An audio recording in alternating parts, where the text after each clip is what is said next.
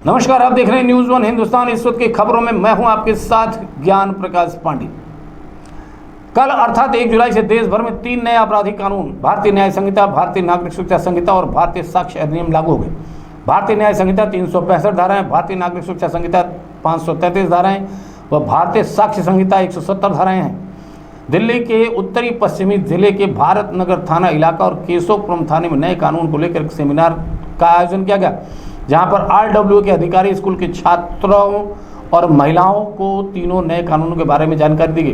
दिल्ली के भारत नगर थाना इलाके में उत्तरी पश्चिमी जिले के DCP जितेंद्र मीणा, अशोक विहार के ACP संजीव कुमार और भारत नगर थाना के सचिव राजेश विजयवर्गीय समेत तमाम गणमान्य लोग मौजूद हैं।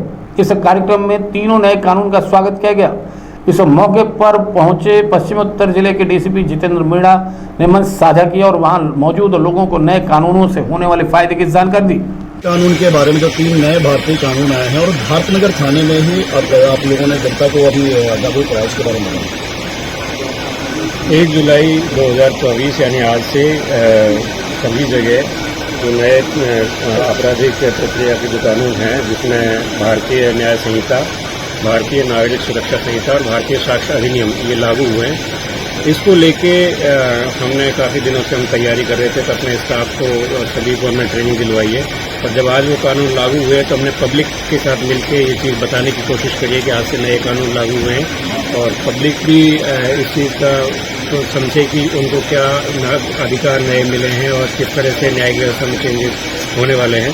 और वो भी आगे लोगों को जिनको मिलते हैं बताए कि भाई भारत में ये नए कानून लागू हो गए हैं और अब दंड संहिता की बजाय न्याय पर ज़्यादा जोर है। और इस तरह से हम अपने नए कानून के सभी थानों में इस तरह का प्रोग्राम रखा गया है ताकि पब्लिक में ज़्यादा से ज़्यादा ये मैसेज जाए कि आज से जो कानून लागू हुए हैं उनके कुछ प्रावधान भी उनको पता चले और ये पता चले कि क्या नया होने वाला है।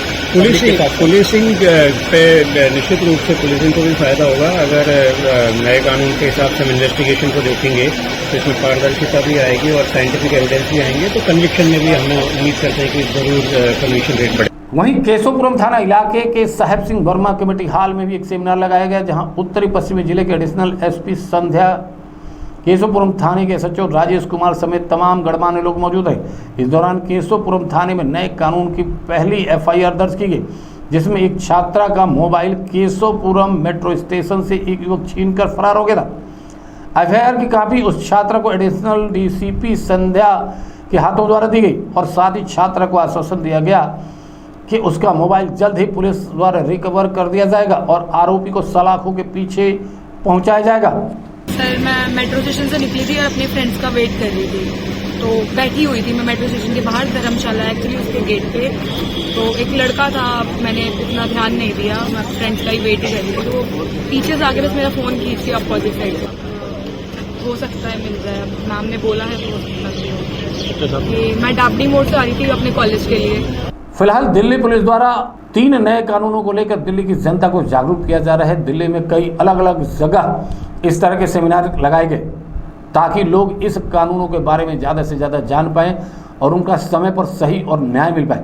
पुलिस और पब्लिक, समाज और पुलिस हमेशा मिलकर साथ चलते हैं और जो लीगल प्रोविजंस हैं उसके तहत पुलिस और ट्रांसपेरेंट और जवाबदेह ढंग से काम करेगी। तो ऐसे मापना ठीक नहीं है, बट हाँ, त्वरित न्याय की प्रक्रिया पे इस कानूनों में बल दिया गया है और जल्दी ही न्याय लोगों को दिलाया जाएगा। इन सब की चीज़ों का इसमें प्रावधान किया गया। एक सतत जागरूकता ही सच्ची स्वतंत्रता का मूल्य, एक ऐसा कोटेशन है। अगर आप नागरिक इसके प्रति जागरूक होंगे तो निश्चित रूप से वो अपने अधिकारों को ज़्यादा से ज़्यादा प्राप्त कर सकेंगे। इस चीज़ में मशक्कत कर रही है, मेहनत कर रही है, ट्रेनिंग करवाई है हमने सारे स्टाफ की, और कई बार ट्रेनिंग करवाई है। अब ऑन हैंड ट्रेनिंग, आज से ट्रेनिंग कम जो लागू कर रहे हैं वो आज से शुरू होगा और धीरे धीरे एक्सपीरियंस के साथ हम लोग भी सीखेंगे, लेकिन हम इसके लिए पूरी तरह से तैयार हैं। दिल्ली से शिवम की रिपोर्ट। रायबरेली में आए दिन अपने नए नए कारनामों से चर्चा में बने रहने वाला बरछावा के थाना प्रभारी विजेंद्र शर्मा एवं उनके अन्य स्टाफ की घोर लापरवाही का एक नया खेल सामने आया, जब थाना क्षेत्र के कस्बा अंतर्गत दिन दहाड़े टप्पेबाजों का आतंक का पूर्ण रूप से देखने को मिला। आपको बता दें, रोशनी जो कि ढिगौरा सोमऊ थाना हरचंदपुर ने थाने में प्रार्थना देखकर अवगत कराया कि प्रार्थना 30 जून 2024 को बरछावा स्थित एक बैंक ऑफ बड़ौदा एटीएम में अपने एटीएम कार्ड से रुपए निकालने आई थी। वहां पर मिले अज्ञात व्यक्ति ने मदद करने के बहाने प्रार्थना का एटीएम बदल दिया। अज्ञात व्यक्ति ने प्रार्थना एटीएम कार्ड से खाते में जमा 10,000 एवं 4500 दो बार निकाले गए। प्रार्थना ने स्थानीय थाने को प्रार्थना पत्र देकर न्याय की गुहार लगाई है। इस बाबत थाना प्रभारी विजेंद्र शर्मा ने बताया कि घटना का प्रार्थना पत्र प्राप्त हुआ है, आगे की विधिक कार्रवाई की जा रही है। लेकिन बैंक पहुंचने वाले स्थानीय ग्राहकों का यह अभी तक कहना है कि स्थानीय थाने का जो भी सिपाही एटीएम की सुरक्षा के लिए तैनात किया जाता है वो बैंक के अंदर एसी में बैठकर हवा खाता रहता है, चाहे बाहर कोई घटना हो, उसको इससे कोई मतलब नहीं। मेरे साथ हुआ था कल बड़ौदा बैंक में गए, हमको एटीएम चलाना आता नहीं था। हम वो आए, हमने कहा भैया मेरा भी एटीएम चला दो। उन्होंने लगाया, कह रहे हैं इसमें पैसा नहीं है, इसमें 15,000 कुछ रुपए दिखे हैं, पूरा नहीं है। जब ब्लॉक खाता था वो अपना एटीएम हमको पकड़ा के चले गए, मेरा लेकर चले गए। पैसा हमने सिर्फ उसमें से 1,000 मेरे हाथ लगा, बाकी निकाल दी, वो नहीं बोलने वाला खाता नहीं था। उसमें से खाली देखे, उसमें चेक करा तो 1,000 बचा खाता। ये पिंकर ये मतलब सामान लाने के लिए, गंदा पानी गंदा करने के लिए। रायबरेली से वैभव सोनकर की रिपोर्ट। बाहरी जिले की स्पेशल टास्क फोर्स की टीम ने बिहार से लाकर दिल्ली में गांजे की तस्करी करने वाले गैंग का भंडाफोड़ करते हुए एक महिला एक पुरुष को 24 जून को गिरफ्तार किया था। उसकी निशानदेही पर दिल्ली पुलिस की टीम ने 40 किलो गांजा बरामद कर उसे बाकी साथियों को भी गिरफ्तार कर लिया। नमस्कार, आप देख रहे हैं न्यूज़ 1 हिंदुस्तान और आउटर डिस्ट्रिक्ट की स्पेशल स्टाफ की टीम ने गांजे की तस्करी करने वाले एक बड़े गैंग का भंडाफोड़ करते हुए एक महिला सहित कई पुरुषों को गिरफ्तार किया। इस मामले को लेकर दिल्ली पुलिस की कई टीमें बिहार की तरफ भी रवाना हुई हैं, क्योंकि इलाके से करीब 40 किलो गांजा बरामद किया गया, जिसकी लाखों रुपये में कीमत आकी जा रही है, जिसको लेकर आउटर डिस्ट्रिक्ट की स्पेशल स्टाफ की टीम सहित कई टीमें बिहार के लिए रवाना हुई हैं और जल्दी इस गैंग के बाकी सदस्यों को भी सलाखों के पीछे पहुंचाने का दावा किया जा रहा है। दिल्ली पुलिस की टीम ने नशे की तस्करी को रोकने के लिए बाहरी जिले के स्पेशल स्टाफ की टीम में कई अन्य टीम बिहार के लिए रवाना की गई, ताकि इस पूरे गैंग को जल्द गिरफ्तार किया जा सके।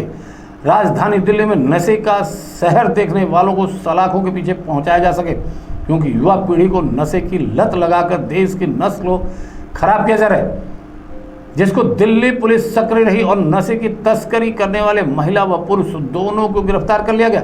फिलहाल इस मामले को लेकर बाहरी जिले के स्पेशल टास्क की टीम सहित कई अन्य टीमों ने भी राज्यों में अभी और छापेमारी कर रही है। छापेमारी की सूचना मिलने के बाद आरोपी को कुछ साथी बिहार और अन्य राज्यों में फरार हो गए, जिनकी तलाश में दिल्ली पुलिस की कई टीमें गिरफ्तारी के लिए पीछे लगी हुई हैं। इस मामले में प्रेस वार्ता कर रहे हैं, क्या कुछ बताएं? इस मामले में 24 जून को हमारे स्पेशल स्टाफ को एक सीक्रेट इन्फॉर्मेशन मिलती है कि रनोला पीएस के एरिया में एक मेल एंड एक फीमेल गांजा बेच रहे हैं और उनके पोजीशन में एक ह्यूज अमाउंट ऑफ गांजा है।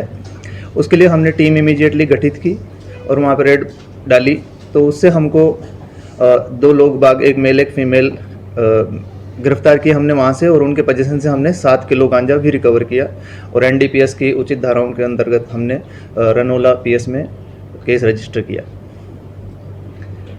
फिर उसके बाद जो इसमें लेडी है सोनी, उसको जेसी भेज दिया गया जुडिशियल कस्टडी में, और उस जो मेल है लाल बाबू, उसकी 7 दिन की पुलिस कस्टडी की रिमांड ली गई।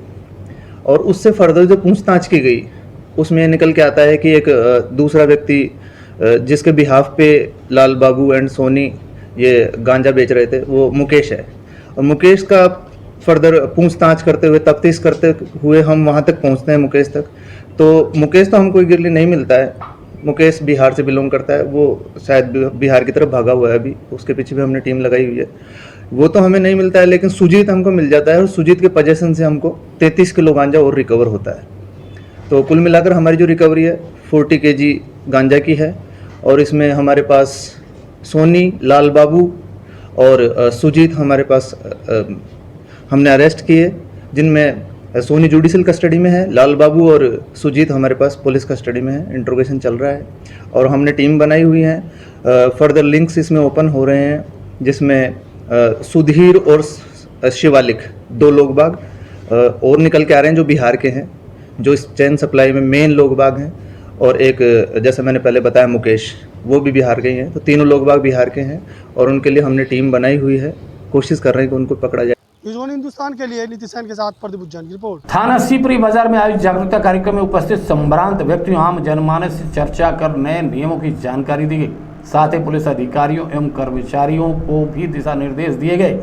डीआईजी झांसी द्वारा बताया गया कि भारतीय न्याय संहिता 2023, भारतीय नागरिक सुरक्षा संहिता 2023 तथा भारतीय सुरक्षा अधिनियम 2023 जो कि 1 जुलाई से लागू हो चुके हैं, भारतीय दंड संहिता 1860, दंड प्रक्रिया संहिता 1973 और भारतीय साक्ष्य अधिनियम 1872 की जगह लेंगे, जिसमें आपराधिक न्याय प्रणाली को सशक्त, आधुनिक और वैधानिक आधार प्रदान करने के लिए कानूनों प्रावधानों में पारदर्शिता लाने, तकनीकी व फॉरेंसिक की सहायता से जांच की गुणवत्ता में उन्नति के लिए तथा विभिन्न प्रक्रियाओं में समय सीमा निर्धारित करने आदि प्रावधान सम्मिलित है, ताकि आपराधिक मामले में दोष सिद्ध दर में सुधार हो सके और निर्धारित समय सीमा के तहत पीड़ित को न्याय मिल सके। नए कानून के तहत अब पुलिस द्वारा प्रत्येक घटना में तलाशी, बरामदगी आदि प्रकरणों में वीडियोग्राफी करना अनिवार्य है।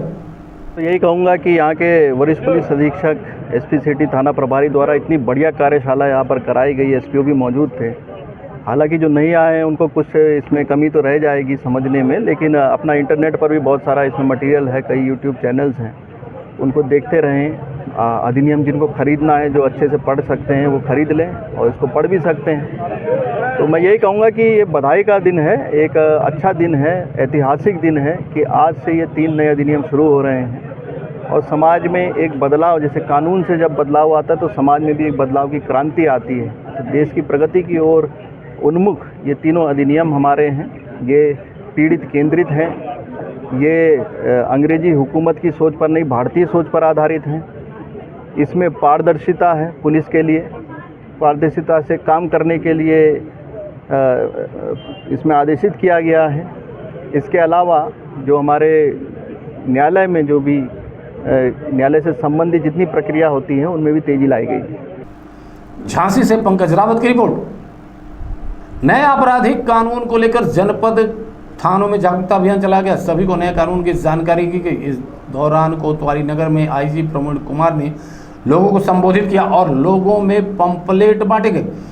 महिलाओं ने भी नए आपराधिक कानूनों का किया स्वागत। उन्होंने कहा महिलाओं को जल्द न्याय मिलेगा। वहीं जानकारी देते हुए डीआईजी प्रवीण कुमार ने बताया कि दंड प्रक्रिया संहिता में भारतीय न्याय संहिता का सफर, दंड से न्याय का सफर, नए कानून से लोगों को मिलेगा लाभ। लोगों को नए कानून के बारे में दी जा रही जानकारी सभी को जागरूकता, महिला संबंधी समेत अपराधों में कठोरता से कानून का पालन करवाया जाएगा। के लोगों में बहुत उत्साह है। आज के दिन औपनिवेशिक कानून जो पुराने 1860 के आसपास के कमेटीज़ के माध्यम से बनाए गए कानून जो भी हम लोगों को पर एक प्रकार से लागू थे, इस देश के संविधान के लागू हो जाने के बाद बहुत सारे कानून बने संविधान के अनुपालन में, संविधान की मूल भावना के हिसाब से, परंतु कहीं न कहीं ये पक्ष इग्नोर्ड रहा। इसलिए इसमें एक बहुत बड़ी भारतीय दंड संहिता से भारतीय न्याय संहिता की यात्रा, वस्तुतः दंड से न्याय की यात्रा है, जहां हम बेगुनाह आदमी के साथ न्याय करने की नीयत से अपने लॉस का इम्प्लीमेंटेशन करेंगे और जो प्राविधान, चाहे वो 0 FIR का हो, चाहे महिलाओं और बच्चियों के साथ होने वाले अपराध में कठोरता का, या संगठित अपराध को पहली बार कानूनी एक पक्ष प्रस्तुत रखने का, ये सारी चीज़ें जिस तरीके से व्यवस्थित रूप से की गई हैं वो आम आदमियों के, आम व्यक्तियों के, खास तौर से पुरुष और महिला सभी वर्गों के वो एक समत्व दृष्टि देने के साथ साथ एक प्रभावी वैधानिक कार्रवाई सुनिश्चित हो, उसके लिए किए गए हैं। उसके जो भी हमारे पास पैम्फलेट्स से जो भी दिशा निर्देश आए हैं वो सभी जन सामान्य को प्रत्येक थानों में, रेंज के सभी थानों के माध्यम से उसको डिस्ट्रीब्यूट भी किया जा रहा है। उद्देश्य यही है कि सभी लोगों के साथ हम कैसे इंसाफ करा सकें मैक्सिमम, और जिसके लिए जो ये कानून लागू किए गए हैं ये संविधान की उस मूल भावना के अनुपालन में हम उसको और प्रभावी तरह से क्रियान्वित करें, उसके लिए हम लोग संकल्पित होकर काम करेंगे। अमेठी से विजय भारती की रिपोर्ट। धार्मिक नगरी अयोध्या में पर्यटन को बढ़ावा मिलेगा। अब राम भक्तों के स्वाद के साथ स्वास्थ्य का भी ध्यान रखा जाएगा। इसी कड़ी में अयोध्या के उडुपी एक्सप्रेस के नाम से प्रतिष्ठान खोला गया। राम भक्तों को बिना प्याज लहसुन के शुद्ध शाकाहारी उच्च कोटि का भोजन मिलेगा। वहीं रामनगरी आने वाले श्रद्धालुओं को शुद्ध भोजन करवाने की मंशा से भोजनालय खोला गया। राम पथ पर कई जगह और भी प्रस्तावित उडुपी एक्सप्रेस का भोजनालय है। राम मंदिर दर्शन करने के बाद राम भक्त को घर जैसा शुद्ध शाकाहारी भोजन मिल सकेगा। बिना प्याज लहसुन के भोजन के उडुपी रेस्टोरेंट के उद्घाटन के मौके पर रामनगरी के प्रमुख संत महंत भी शामिल हुए। इस दौरान सभी संत महंतों ने रेस्टोरेंट के मालिक को अपना आशीर्वाद दिया। मैं आप सभी पत्रकार बंधुओं को बहुत बहुत साधुवाद देता हूँ, आभार व्यक्त करता हूँ, निवेदन करता हूँ। 6 बजे मैंने निवेदन किया था, आप इतना विलम्ब से आए तो मैं आपको हाथ जोड़ता हूँ। बहुत बहुत साधुवाद, बहुत बहुत आभार, आप आए, धन्यवाद। इसलिए आपको धन्यवाद कि इतने गर्मी में, इतने धूप में, इतनी व्यस्तता में लड़कर झगड़ कर आप कवर करते हो समाचार और देश और दुनिया तक पहुँचाते हो। आप भगवान रामलला के जन्मभूमि के जस्ट सामने, मुख्य द्वार के सामने में उडुपी एक्सप्रेस के नाम से यह प्रतिष्ठान, मैं आभार व्यक्त करता हूँ शिवचंद्र शेट्टी जी का और कोट साधुवाद देता हूँ एमएन सिंह आसू भैया जी का। दोनों लोगों को सहयोग से जो विजन है देश के यशस्वी प्रधानमंत्री जी का, जो विजन है उत्तर प्रदेश के यशस्वी मुख्यमंत्री योगी आदित्यनाथ जी महाराज का, जो अयोध्या में अगर दर्शक आए, टूरिस्ट आए, राम भक्त आए, उनको हम अच्छी चीज़ दे सकें, अच्छी व्यवस्था दे सकें।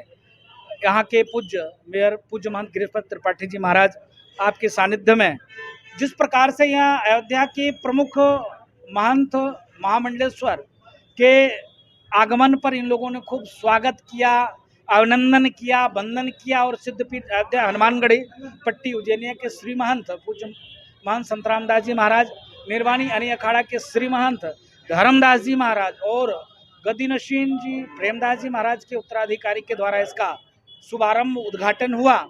ये लोग प्रसन्नचित्त हैं कि अयोध्या में जो भी राम भक्त आए, टूरिस्ट आए, उनको अच्छी सी व्यवस्था हम दे सकें।